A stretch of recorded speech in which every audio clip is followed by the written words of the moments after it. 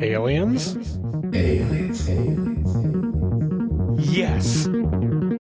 But maybe no.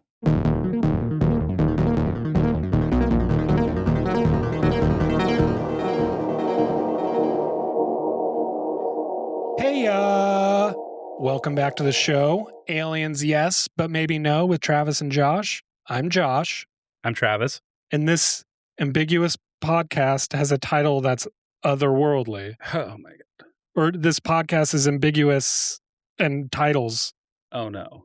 Let me try that again. Okay. And this is an otherworldly podcast as ambiguous as our title. Nailed it in one. Did I do it? No, you did good. You did great.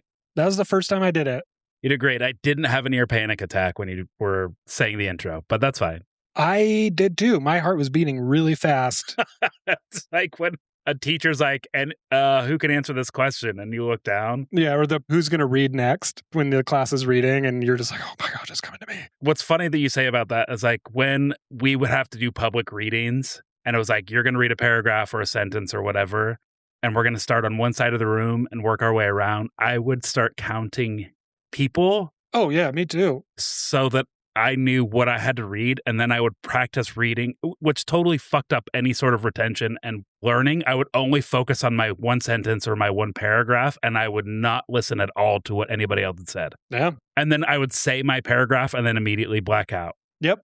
Get the reading sweats. You get the cold sweats. Yeah. You know that everybody's looking at you. No, and nobody cares. No, everyone's doing the exact same thing. Exactly. They're all doing the same thing and nobody cares. Unless you like really screw up and like you fart in the middle of it. Yeah. Or you have the biggest retainer anybody's ever seen and you're not sure if you should take it out and you decide to leave it in and then read it. And then halfway through you take the retainer out and you're like, no, I made a mistake. Put the retainer back in. Did this happen to you? Yes.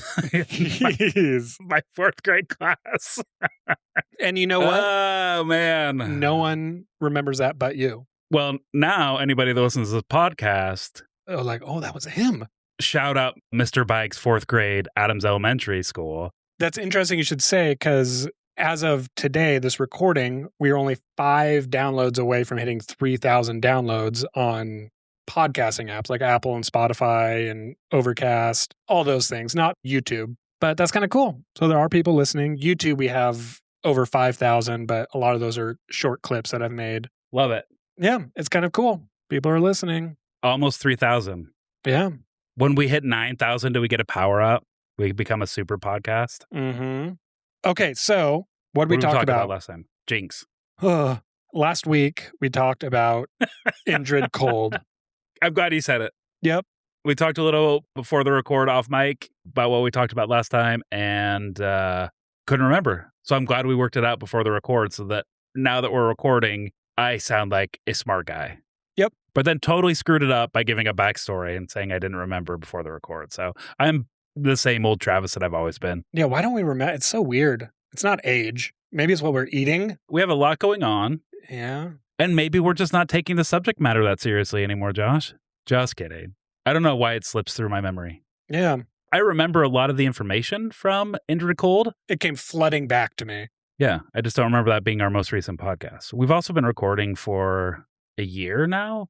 We've released episodes for over a year. Like we've been recording for quite some time. We've been recording like a year and a half. Yeah. Yeah, Indrid Cold was really fun episode. It was kind of silly too. And there was a somewhat correlation with this that we'll talk about. Yeah, the Point Pleasant correlation. Yeah. It seems like the East Coast hotspot.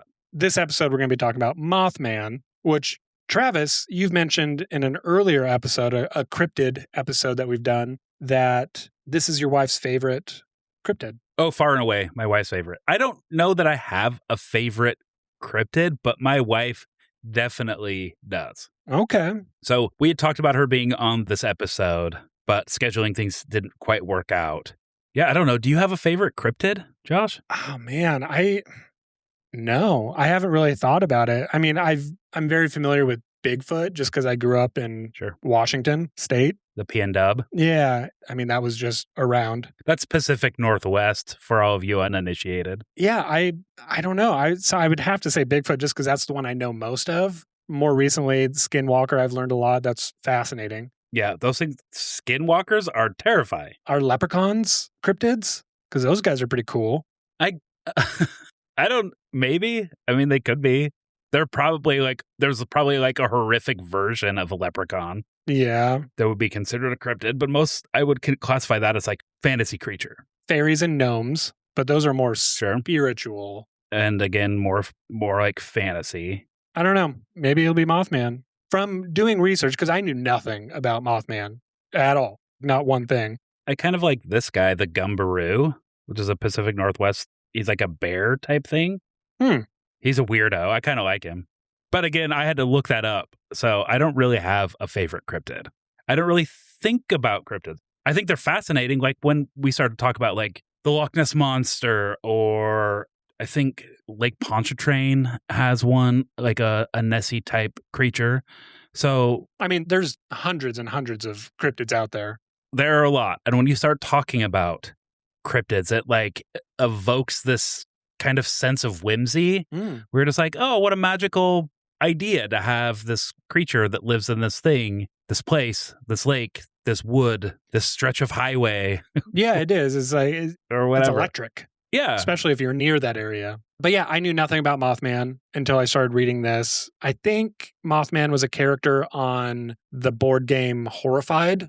Okay. It's like a cooperative board game. Well, should we just hop into it? Yeah, let's tuck into it. Okay. So, like you said, the Mothman of Point Pleasant. On a dark and quiet night in rural Appalachia in November 1966, two young couples in Point Pleasant, West Virginia, saw something that would forever change their town. Driving near the desolate TNT area, which super cool, they encountered a figure they described to police as a 7-foot tall, slender man with massive wings and two terrifying hypnotic orbs of glowing red eyes. And this creature pursued their car at an impossible speed, silent and relentless. So this chilling encounter established the core elements of the Mothman legacy. But this story is so much more than just the simple monster hunt. It's a tapestry of local panic, a period of paranormal high strangeness that defies easy explanation, and the devastating real-world tragedy that would claim 46 lives. What? Yeah. There are deaths that are attributed to this? Yeah, potentially.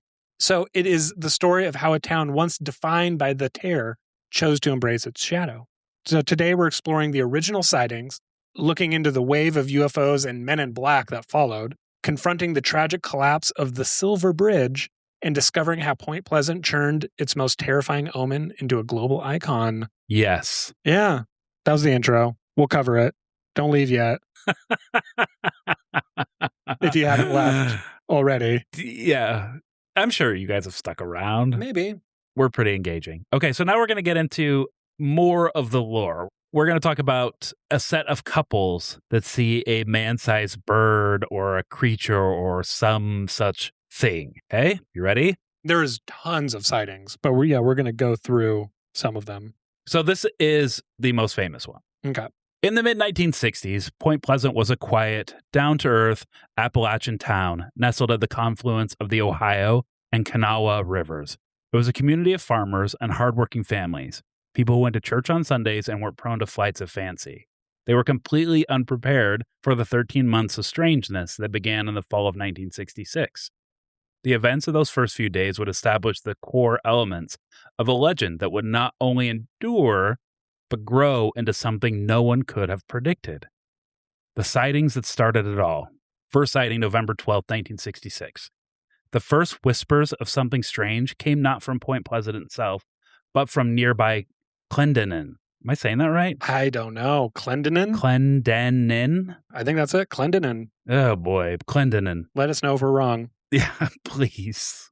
5 men were in a cemetery digging a grave when they witnessed what they could only describe as a brown human being flying low over the trees. It was a bizarre, isolated event that would soon be overshadowed. The Catalyst sighting. This is November 15th of 1966. This is 3 days later. 3 days later. Yep. This is the encounter that lit the fuse. 2 young couples, Roger and Linda Scarberry, and Steve and Mary Mallet, were driving through a desolate area locals called the TNT area, a former World War II munitions plant littered with abandoned concrete igloos and a derelict power station. As they passed the old power plant, their headlights caught something in the darkness. They described it to police as a slender, muscular man standing about 7 feet tall. Man, I just got the chills reading that. Blah. It had large, hypnotic, glowing red eyes and enormous wings folded against its back. Yuck. Yuck, yeah. Roger Scarberry, the driver, was so mesmerized by the sight that his passengers had to scream at him to drive away. He finally slammed his foot on the gas, but the creature pursued them. It flew after their car, keeping pace at speeds they claimed exceeded 100 miles per hour. No way. Its wings never seeming to flap. Way, man. This is their account. I don't know. I mean, I didn't know cars in the 60s could go over 100 miles an hour. That's why I said no way, but I honestly don't know. I'm sure there were. Sure, like souped up coops or whatever. Anyway, what was weird about it is its wings never seemed to flap. So they're going really fast. It's not flapping. It's just like coasting along with them. It only broke off the chase as they reached the city limits. Like maybe gliding. Yeah, gliding. Or jetpack. If there's some kind of energy movement too, that could be interesting. Magnets, maybe. Magnets. We talked about that in previous episodes. Yeah. Maybe moving along using Earth's magnetic field. Mm-hmm. Shaken, the couples didn't go to the police. Instead, they drove to a local drive-in to calm their nerves. But after a few minutes, they made a fateful decision. They had to go back. Mm-mm. It was on the second trip into the TNT area that they saw the creature again, this time soaring over their car near a dead dog on the side of the road. That was enough. They sped back to town, found a friend, and finally called the police. What the fuck? That's a spooky night. A dead dog? That's really upsetting. Yeah, I don't think I would have gone back after the first thing. You don't think so? No. You don't think you would have been all like juiced up on Schlitz? I do not think I'd go back. If something chased me, no. And trying to prove to your girlfriend that you were brave? No, I would. I feel like that's a lot of like the 60s though, is guys trying to prove how cool and brave they are and then dying or doing something so stupid and silly that they get hurt and they're changed forever. I think that's how movies portray them. But I think in the real life, it's the same as we are today. And if you're out driving around looking to get into trouble, you're going to find it. Yeah. But I've been out driving around and been with people driving around getting in trouble. Yeah. If we encountered something spooky, we would flee and not come back. Also, cars back then were, I mean, as far as like human history is concerned, they're relatively new. And I feel like people felt very safe within the confines of a car. Yeah, falsely. Like nothing could hurt them. Yeah, I mean, those cars are dangerous. Yeah. Like, no safety features whatsoever. Mm-hmm. They didn't have seatbelts. It's just like a big, giant block of steel. And if it crashes into something, it's going to be devastating. Yeah, the car's fine, but you're dead. Anyway, follow-up sighting. This is the next day. Yeah, after they called the police. November 16th, 1966. The very next night, the creature appeared again. Marcella Bennett was driving with her baby daughter and another family, the Wamsleys, to visit friends who lived near the TNT area. As they approached the house, they saw a big gray thing, bigger than a man, with terrible, glowing red eyes, rise up from behind their parked car. Mm-mm. In a moment of sheer terror, Miss Bennett dropped her baby. No judgment. Okay. Her friends grabbed the child and pulled a hypnotized Bennett into the house. Moments later, they saw the same two red eyes peering at them through the window from the porch. I hope that baby didn't get dropped on its head. I don't know. Depends on how big the head was. Yeah, maybe we should do a check-in on baby Bennett. Justice for baby Bennett? Yeah. Yeah. Can we prosecute the mom dropping the baby? You said, wait, we said no. I said no we judgment. said no judgment. Yeah, I mean, Okay. Everyone reacts differently. I mean, if she's a freezer, her body could have gone limp. And it's just a natural reaction. You know, we don't want to, Yeah. especially in traumatic times or incidences. Maybe she just hated her kid and saw an opportunity. No. These accounts spread like wildfire through the small town, but it was the arrival of the press and a handful of dedicated investigators that would amplify these local stories into a national sensation. Yeah, and it did get big. I mean, I'd heard of it, but I'm not even from there. There's only a handful of things in the world that I know about, like Nessie. That was a huge thing. Still is. So you're talking about investigators, like super dedicated investigators. So with Mothman, there are two people that are very important in that investigation and instrumental in shaping the narrative. One was a trusted local journalist who gave a voice to her frightened neighbors, and the other was an outsider, a paranormal investigator whose theories would transform a monster story into a complex prophecy. They were Mary Hyre and John Keel, the two primary architects of the Mothman legend. So here's how those two each contributed. So Mary Hyre, she was a local chronicler. She was a reporter. I love that word. Chronicler. Yeah, that's a good one. It's really funny. I love it. It's like one of those words that if you say it enough, it loses its meaning. It's also something that sounds like a fantasy job. Like a bard. Yeah, exactly. So she was a reporter for Athens Messenger, and her column, Where the Waters Mingle, was the first to give the sightings serious coverage. People in Point Pleasant knew her, and more importantly, they trusted her. So her first headline on the incident was very gripping and direct. It was, Winged, Red-Eyed Thing Chases Point Pleasant Couples Across Countryside. That's a hook. I'd read that. Yeah, especially if your biggest outlet for entertainment or information is the local paper. Yeah, everyone read the paper. Yeah, so something like this would just like be... Everyone would be talking about it. Just eye candy. You couldn't help but read it. You'd be missing out in conversation. Mm-hmm. But because of her deep community roots and her journalistic integrity, witnesses felt comfortable opening up to her. Yeah. Her office became the nerve center for all the unfolding events. Her contribution was so vital that John Keel would later dedicate his seminal book to her, which leads us to John Keel, paranormal storyteller. He was a New York-based journalist and ufologist, heavily influenced by the work of Charles Fort, who collected accounts of anomalous phenomena. He arrived in Point Pleasant in December 1966. With Mary's help, he drove headfirst into the mystery, interviewing dozens of witnesses. Because I'm sure if he just showed up, no one would have talked to him or anything like that. So he had to have Mary to ease the mind. Like an entry point. Yeah. So Keel didn't believe Mothman was a simple alien or undiscovered animal. He developed an ultra-terrestrial theory. That was on the quiz, ultra-terrestrial. Yeah. He was suggesting that Mothman and related phenomena were manifestations from another dimension or a parallel universe capable of manipulating our reality. That's wild. That is wild. This guy was a scientist? A ufologist. And a screenwriter. Yeah, he was a lot of things. Because in 1975, he wrote the book, The Mothman Prophecies. It was the single most influential text on the subject. And it wasn't just a collection of sightings. It was a first-person new journalism account that wove Mothman into a sprawling narrative of UFOs, men in black, and prophetic warnings, turning a regional legend into an international phenomenon. So with Keel's arrival, the story began to expand rapidly. Like he was a go-getter. The creature with red eyes were no longer an isolated mystery. It was becoming the most visible part of a much wider and stranger paranormal storm gathering over the Ohio River Valley. Wild. Yeah. And if he didn't show up, I don't think this would have gotten as big as it did. No, because he did write the Mothman Prophecies, which was turned or adapted into a 2002 movie. Yeah. Starring old Richie Gere. I was wanting to watch that. You haven't seen it? No, I haven't seen it. I'd heard of it. It's campy. It would have been fun. Yeah. It was good. There was like a real push for this kind of movie storytelling at that time. So we had like the Butterfly Effect with Ashton Kutcher. They redid The Thing, right?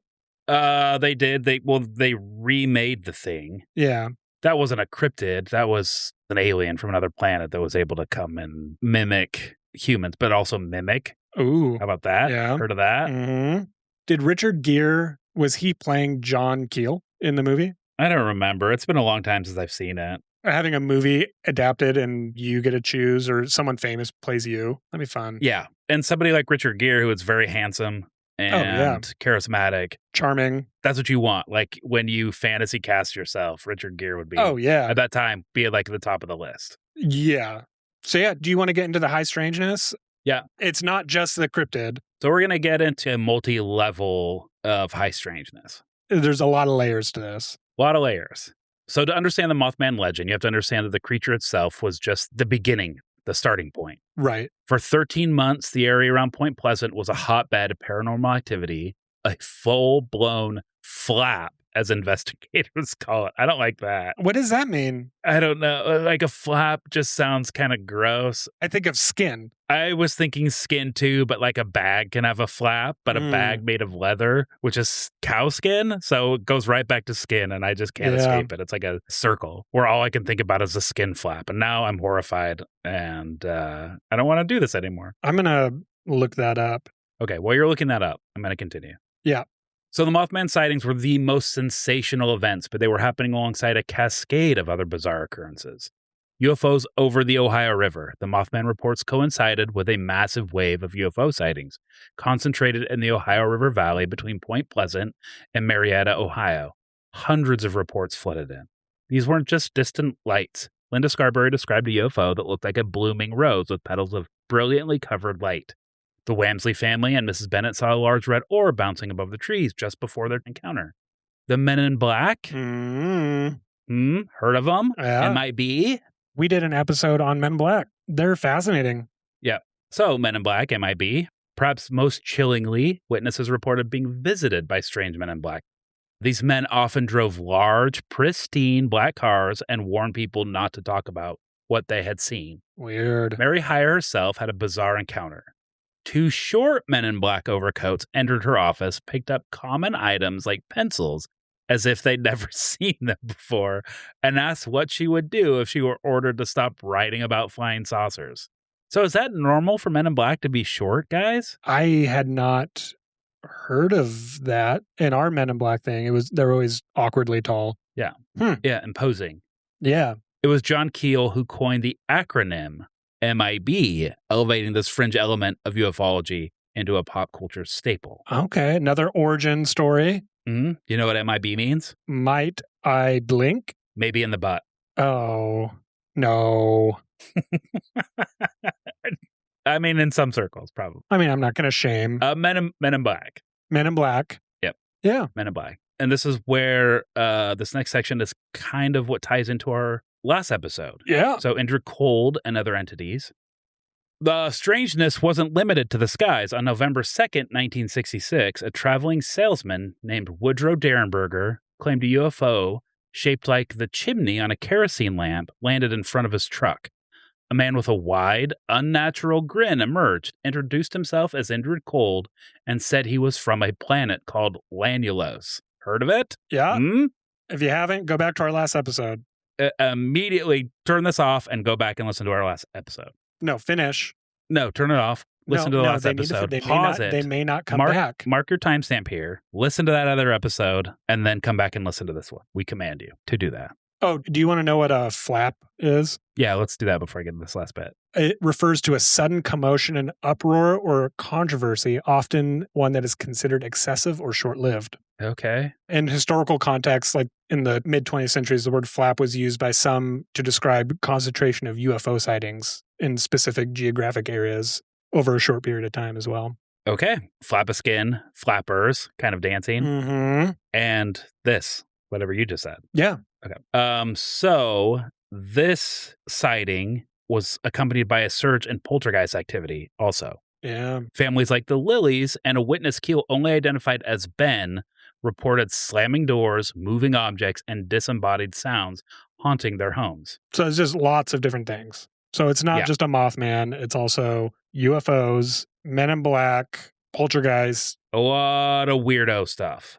That's crazy. It's a hot spot, which I think, I mean, I'm not too familiar with the weird triangles around the world that have just bizarre things happen, but I think there is one in this area, and I think this is in that area. Sure. Here, maybe Skinwalker Ranch, down near Florida way. Yeah, up in Alaska. Alaska, too. Maybe down in the old southern hemisphere near Antarctica. Yeah, probably. All of this unexplained activity was building an atmosphere of profound dread. It felt as if it was all leading somewhere, building towards a single catastrophic event that would forever seal the Mothman's place in history as a harbinger of doom. And then the Silver Bridge, we mentioned that earlier. Yeah, so we're getting into what they thought like sightings of the Mothman would portend. Yeah, like prophecies. So the Silver Bridge, it was the literal and symbolic connection between Point Pleasant, West Virginia, and another crazy town name, Gallipolis. Gallipolis, Ohio. Nailed it. So West Virginia, Ohio, these two towns are right on the border, and a bridge connects them. So for 40 years, it was the lifeline for those two communities. So the bridge suddenly collapsed. And its sudden and catastrophic failure wasn't a legend or a rumor. It was a horrifying real-world legend that became inextricably and controversially linked to the Mothman mythos. What a tragedy. Yeah. So here's the breakdown of the disaster and how it connected to the Mothman. So the disaster, December 15th, 1967, during an evening rush hour, the Silver Bridge buckled and collapsed into the icy waters of the Ohio River in under a minute. Holy shit. Yeah. 46 people lost their lives, and it was a moment of unimaginable horror for the small towns. Can you imagine how cold that was? Ohio. No. In December. In December. Yeah. All these people probably shopping for Christmas. Or just coming home from work. Yeah, coming home from work. Yeah, there's lots of different things. I lived in Mount Vernon, Washington, and there's a bridge connecting Mount Vernon and Burlington, and that bridge collapsed. It was an infrastructure thing. It should have been updated 30 years prior, but it just kind of got put to the wayside. I don't think anyone died in that, but it was pretty bad. Like cars were in the water. Yeah, I want to say like maybe 10 years ago, a really big bridge in Minneapolis, St. Paul area collapsed. So it is possible because, I mean... these things happen. They do happen. The infrastructure in the United States is not an A-plus level. You know, a lot of these things were built a long time ago before some of the newer codes. But there is some weirdness around this particular one with the Mothman. So here's the prophecy connection. In his book, John Keel masterfully connected the 13 months of the Mothman sightings directly to this disaster. He framed the narrative that the Mothman was not a monster, but an omen, a harbinger of doom. Its appearance was a warning of the impending catastrophe. Tellingly, sightings of the creature reportedly ceased almost immediately after the bridge collapsed. Decades later, some academics, such as folklorist Jack Daly, argue that this connection represents a form of narrative hijacking. The lucrative and sensational story of the cryptid, for many outsiders, overshadowed the human tragedy of the 46 victims. The focus shifted from the commemoration of the dead to the commodification of the monster. So it's crucial to remember that the official investigation determined the collapse was caused by critical structural failure, a stress corrosion crack in a single eye bar in one of the suspension chains, and it was not a supernatural event. But the collapse of the Silver Bridge cemented Mothman's status as a prophetic figure, but as the supernatural theories grew, so did the skeptical ones. What did people actually see in the skies and the shadows around Point Pleasant? Oh, what a question. That was the thing. People said they saw the Mothman around that bridge or on the bridge before it collapsed. Okay, so what we're going to do now is we're going to just deconstruct the monster. Do a little bit of drill down with the old Mothman. So for every person who believes Mothman was a supernatural omen, there's another who believes the explanation is far more grounded. So we're now going to get into some skeptical theories. I thought everyone believed. Well, they should. I'm going to save my thoughts for the end. He's a big sweetie. Oh, I'm sure you took a rabbit hole with this. Yes, he's just a big sweetie who lets you know when something bad's going to happen. A big, sexy prophet. Yeah. Yeah, do you know there's some Mothman ladies? I'm sure you know. Went down that rabbit hole for a little bit. Yeah. Okay, so theories, skeptics. Yep. So misidentified wildlife. The leading candidate is the Sandhill crane. This large bird can stand nearly as tall as a man, has a wingspan of up to 7 feet, and possesses distinct reddish coloring around its eyes. A crane outside of its normal migration route would have been a startling and unfamiliar sight to locals. I was thinking it was going to be an owl. Because it's always an owl. It is. Oh, another possibility is a large owl. Well, there you go. Like a barred owl or a snowy owl. The glowing red eyes could be explained by the biological phenomena of eye shine, the red eye effect caused when a bright light, like a car's headlight, reflects off the retina of a nocturnal animal. Yeah. So there was psychological phenomena related to some of these sightings. Poop water? Poop water? Yeah. Ugh.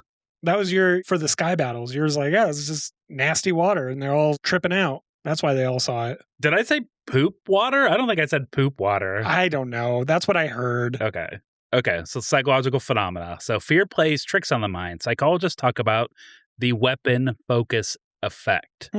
where in a high-stress situation, a person's memory becomes unreliable, focusing on the most threatening detail like giant red eyes at the expense of everything else. This is what I talk about quite often on this pod. Nope. Like how heightened everything is and people misremember things in the height of the moment. That's why it's really important to write stuff down. That like ties us back to our first episode where I got rated. Yeah. And wrote everything down. But that story could turn into something else if you didn't write it down. Yep. Yeah, because then I could look at my notes and say like, oh, that's right. And ground myself. And you didn't get rated. You called the police. The community-wide nature of the sightings could also point to mass hysteria. In a small, tight-knit town already on edge, fear and suggestibility can spread, leading to shared experiences that aren't necessarily rooted in reality. Interesting. I've never thought of like a communal psychological phenomena. Well, I mean, that's kind of like what happens when this is your only source of information. Yeah. Is you go to whatever, the local grocery store, haberdashery, you go to a milliner to get your hat made, and this is what you're talking about. It's like, oh my God, did you see what Mary Hyre wrote in the Athens Messenger? Did you see the red-eyed winged monster? That's true, yeah. Everyone was talking about it, and then everyone just slowly or quickly... It spreads, and then you take that home, and you're like, holy shit, you know what Cliff said at the grocery store? This is what he saw. It's like, what? Yeah, and then that gets spread. And then maybe change, like Game of Telephone. Mm-hmm. Same thing happened with the Salem witch trials. It was just No, they were all witches. No. For sure. Just the town and the locals, they all became obsessed with finding witches, and they just killed a ridiculous amount of people. Yeah, it's horrifying. For some of the silliest things. Horrifying. Yeah. Okay, so is that it? That's all the skeptics? There's been some hoaxes and then embellishments on these stories. I can imagine hoaxes happening. Oh, you think so? In this community? Yeah, sadly. There were known hoaxes at the time. One report mentions a group of construction workers who admitted to tying flashlights to helium balloons to fool people. Wild. Yeah, I mean, I could see that. But like flashlights are pretty heavy. You'd have to have a lot of helium balloons. I mean, there's little flashlights. But in the 60s? But I'm thinking they're just being silly gooses. You know, they thought it was funny. When a bunch of guys get together, they do stupid shit. Yeah. Well, it's also just like critically re-examine maybe John Keel's role. Analysis of his personal letters and notes from the period reveals significant discrepancies with his 1975 book, written 9 years later after all these events. Yeah.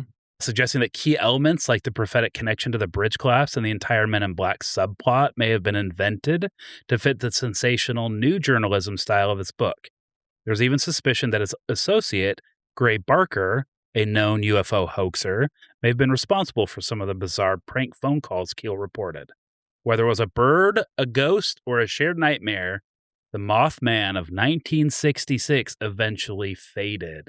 Gray Barker. We've talked about him before. Yeah, he was Was he the Indrid Cold? Or was he Valiant Thor? He's come up. Maybe, no, I don't know if Valiant Thor. Although maybe. I know he's come up. Was it Travis Walton's book? I don't know. There's something where someone said that he changed the story a little bit. But yeah, this guy's known for it, and he's one of the publishers of this book. So if he's known for it and he's been caught doing it, it is a possibility. But there was a revival. Like you said, it faded. And for decades, Point Pleasant tried to get away from this strange event from 1966 and 67. But a funny thing happened. On the way to forgetting, Hollywood came calling. And then 2002, like we were talking about, the Mothman Prophecies, starring Richard Gere, reignited global interest in the legend. So the town was faced with a new wave of curious visitors. The town made a remarkable choice. Instead of burying its monster, it decided to celebrate it, which we've seen that with all the cryptids we've done so far. So here's how they celebrate the Mothman legend. The Mothman Festival, it started in 2002, is a small gathering, has now exploded into a massive annual event held every September, and it draws an estimated of 10,000 to 30,000 people to a town with a population of 4,000. And they're all eager to celebrate the cryptid. They have the Mothman Museum, founded by local historian Jeff Wansley. We saw him in one of the documentaries we watched. I'll link that in the show notes. This is the world's only museum dedicated to the creature. It's a treasure trove of eyewitness reports, newspaper clippings, and John Keel's original research files. They have the Mothman statue, unveiled in 2003. A 12-foot tall, gleaming metallic statue of the creature now stands at the very center of the town with its piercing red eyes and has become a can't-miss photo opportunity for all tourists. I feel like I'm trying to pitch this town. It's a pretty cool town. I would go.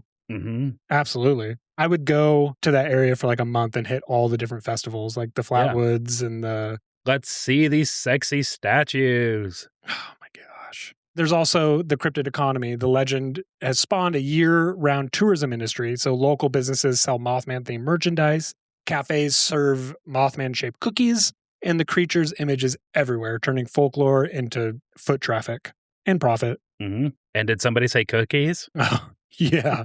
You're quite the cookie man. Yeah. I've seen you eat a cookie. It's a mess. Barely. It was so fast. Yeah. It's like, have you seen how the animals in Fantastic Mr. Fox eat food? That's like me with cookies. Or like like actual Cookie Monster. Yeah, but it all goes in. Cookie Monster, it all falls out. Yeah, because it's a puppet. Right. Yeah. Okay. Another fun thing, which I think you alluded to this a little bit, and you've done this. I don't think you've participated. Well, you have participated. What are you saying? What are you trying to say? Let's get to it. The Mothman has become an unexpected sex symbol. Yeah. Mothman and Mothman woman. Mm. Merchandise and festivals aside, Mothman's new identity has taken a strange turn in the digital culture. That's just human nature, man. I know. It's true. They're like, oh, that's so weird. Wow, what interesting features. And then they're like, wait a second. How could we fuck it? Yeah. What if it was like into me? Yeah. What if it wasn't chasing me to hurt me? I think it winked at me. Yep. Uh-huh. So the statue, with its muscular and chiseled metallic physique, has earned an unexpected and widespread reputation among tourists for being, as one source puts it, weirdly attractive. Nothing weird about it. Was that you? Did I call it weirdly attractive? I would just say attractive. I just be like, honk, honk, beep, beep. So this has led to the creature being embraced by online communities as a pop culture sex symbol.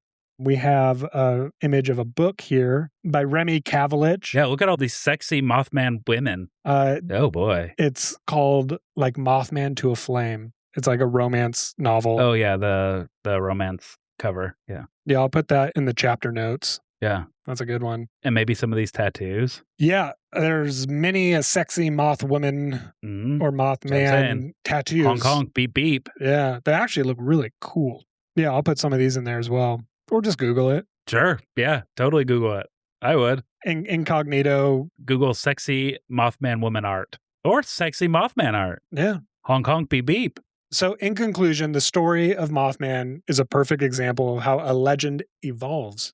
It begins as a frightening, unexplainable experience, is shaped by storytellers and investigators, becomes tragically intertwined with history, and is eventually reborn as a celebrated piece of cultural identity.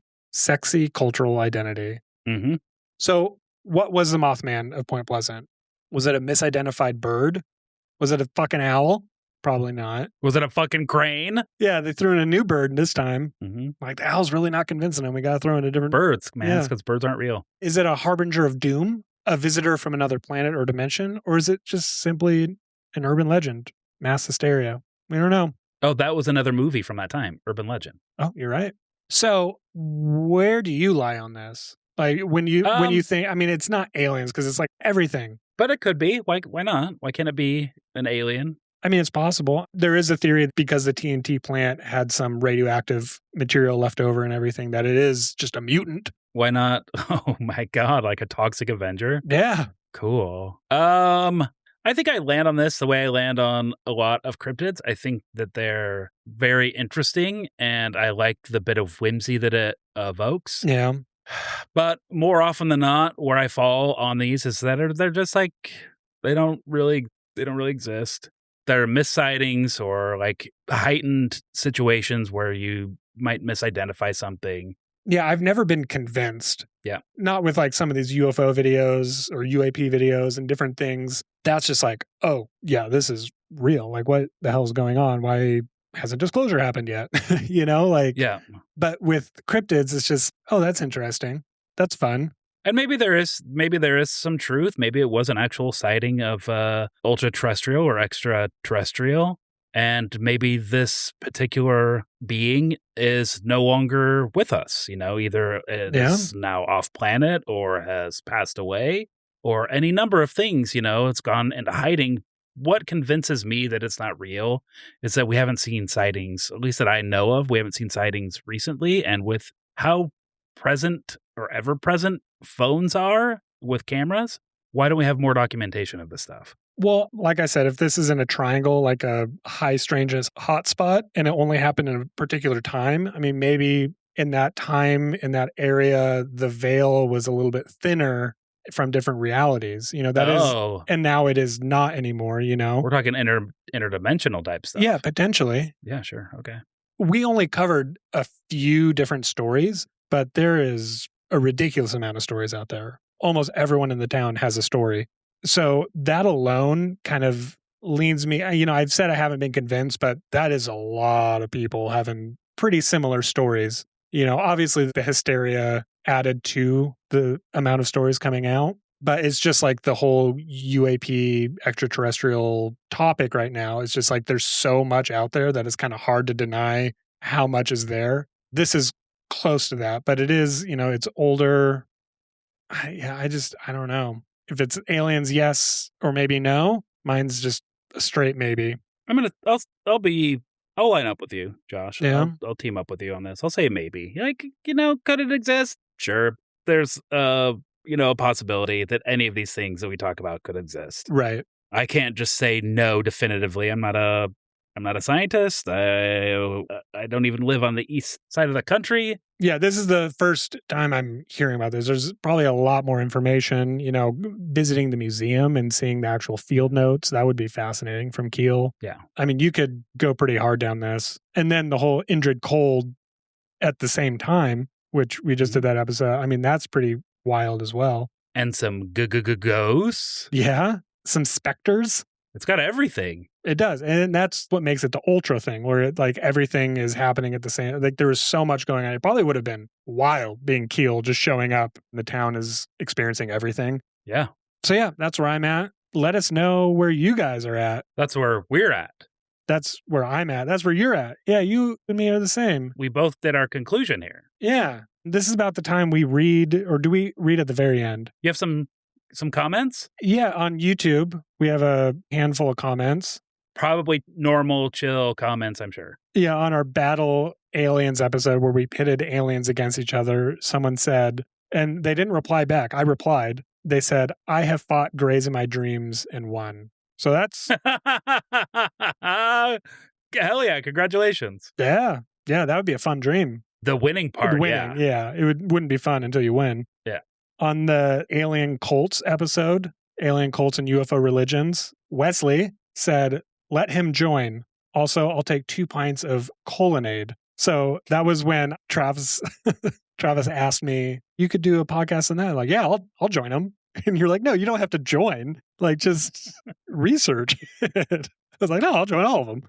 So to be clear, they're going to join a podcast where you talk about Colonnade? No, that was Clonade with one of the religions. So. Oh, you said Colonnade. And I was like, what is that like? That was what you said. Okay.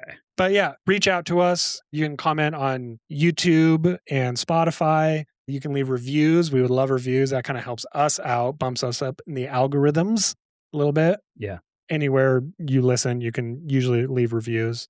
That'd be awesome. We want to hear from you. We want to read what you said. We have fan mail in our show notes where you can just text us. So just click that and it's literally like you can just text us and we'll read that. That'd be fun. So let me text Jordan. Let's get to the quiz. Okay. So this is when we find out what our next episode topic is. We don't know what our next topic is going to be. And our researcher does a phenomenal job putting these together. Yeah.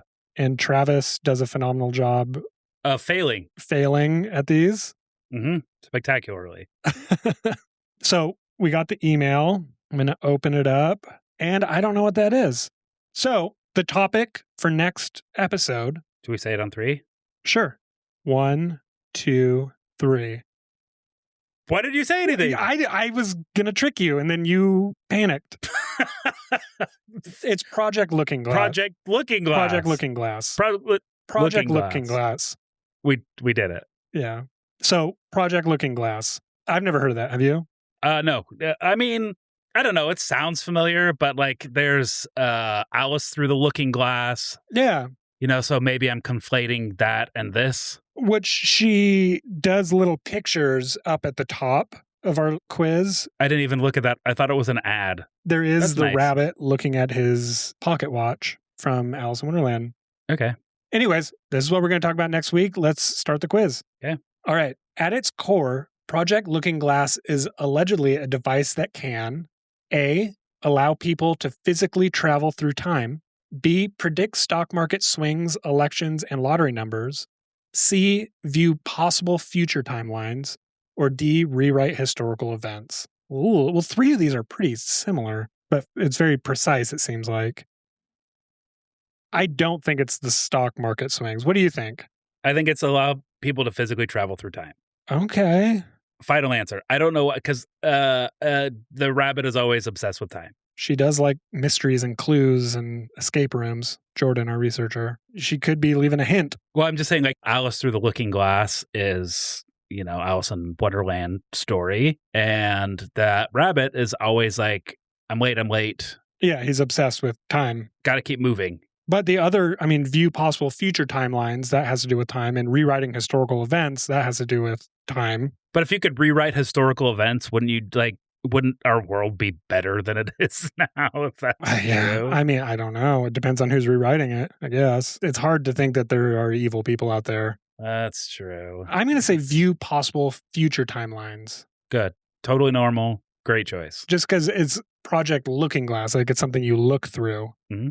Okay, next question. What widespread feeling do people associate with Project Looking Glass? Ugh. Yeah, I know. I was just like, ooh. A, gravity feels weaker or heavier at times. B, time feels like it's speeding up. C, technology is advancing at a much too rapid rate.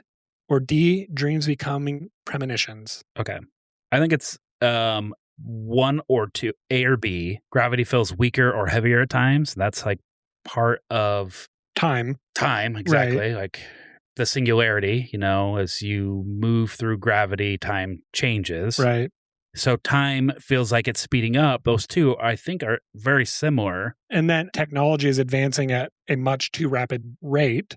Right, but that's not, I don't associate that as a feeling. And dreams becoming premonitions is not like a feeling. But I could totally be wrong and end up eating my own fart on this quiz like I always do. But I'm going to settle on gravity feels weaker or heavier at times. Okay. I'm going to do dreams becoming premonitions. Okay. Because that may possibly, I'm probably wrong, but it could line up with view possible future timelines. Yep. So, okay. My second choice is time feels like it's speeding up, but I'm going to commit. That's just age. Yeah. I mean, as you get closer to the end, yeah, it does. It is faster. Through experience, I've never ended, but it's what it sounds like. Okay. Next question. What did the Looking Glass reportedly show viewers? A, random hallucinations. B, symbolic visions from God. C, messages from alien civilizations. Or D, possible outcomes of a timeline. Oh, God damn it. This is why these quizzes should be released earlier so I could look ahead. Well, that's why it's not. Because you did that and you cheated. Because view possible future timelines is an answer here. Yeah? You know what? Fuck it. I'm going to say random hallucinations. Okay. I'm going to keep going down that future timeline or whatever. I'm going to go possible outcomes of a timeline. Okay. Next one. In Project Looking Glass lore, human consciousness is important because it blank. A, powers the machine.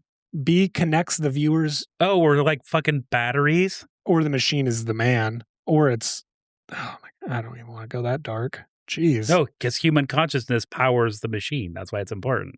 Okay. Powers the machine. B, connects the viewers to the messengers. C, influences what the operator sees. Or D, is the key to interdimensional travel. Interesting. So maybe, if the last one is the key to interdimensional travel is closer to kind of the path I was going, but maybe this isn't necessarily like future stuff. I don't know. But maybe this is interdimensional, the multiverse kind of thing, like a lens into the multiverse, maybe. Okay. I don't like these other ones. These other ones are creepy. Some of this also seems like we're getting into astral projection, which we covered before. So this is like remote viewing. Mm-hmm. Because I'm a sicko, I'm going to say that's what powers the machine. Let's move on to the next question. Okay, well, I need to answer. I'm going to say connects viewers to the messenger. Okay. I don't know why. I feel like I may be wrong. Actually, you know what? I'm going to say key to interdimensional travel because that kind of lines up with my first answer. Okay. All right, next one. What is one reason Project Looking Glass was reportedly shut down? A, all future timelines began collapsing into one. B, it drained too much power from nearby towns. C, the technology was stolen by the Russians. Or D, too many operators were lost in space-time. Jeez. I don't like that. No. I don't like that at all. I don't like any of these. That's like what happened in Interstellar. What looks like is happening with the new Project Hail Mary. Being lost in space is terrifying. Yeah. Like being totally cut off from everything that you know and are familiar with. But this is space-time. It's not just space. Yeah. That's what happened in Interstellar. Yeah, he was stuck in between. Anytime you encounter like a singularity, then that's exactly what's going to happen. Right. I'm going to say all future timelines began collapsing into one. Boo, boy. Okay.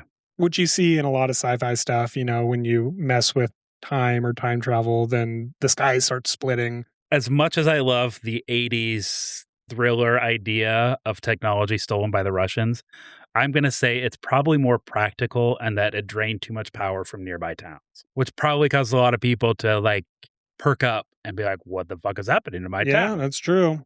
Okay, next question. Which Mandela effect triggers you the most? And then it says, thanks, Project Looking Glass. Thanks, Project Looking Glass. So is it A, the Shazam movie with Sinbad? This is a weird question. B, Fruit of the Loom and the Cornucopia. C, the Berenstein Bears spelling. Mm-hmm. Or D, Looney Tunes, like Toons or Tunes. What the fuck is it? They all trigger. They do all trigger. I remember, I never really paid attention to Looney Tunes. I remember the two O's, but the Berenstein Bears, I had a ton of those books as growing up. My mom and dad would read them to me. I remember that. Yeah, but is it Berenstein or Berenstain? I remember Berenstein.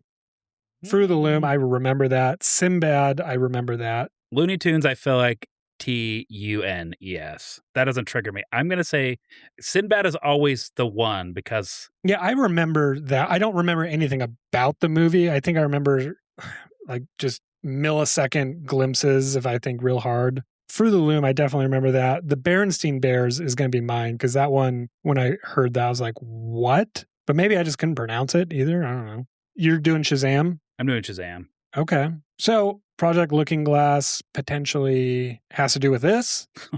The Mandela effects? Oh, that was the last question. Yeah. Okay. Well, let's submit. Have you already submitted? Yeah, it's bad. Okay. Looking bad for old Travis here. So first question, at its core, Project Looking Glass is allegedly a device that can, I said, view possible future timelines. What did you say?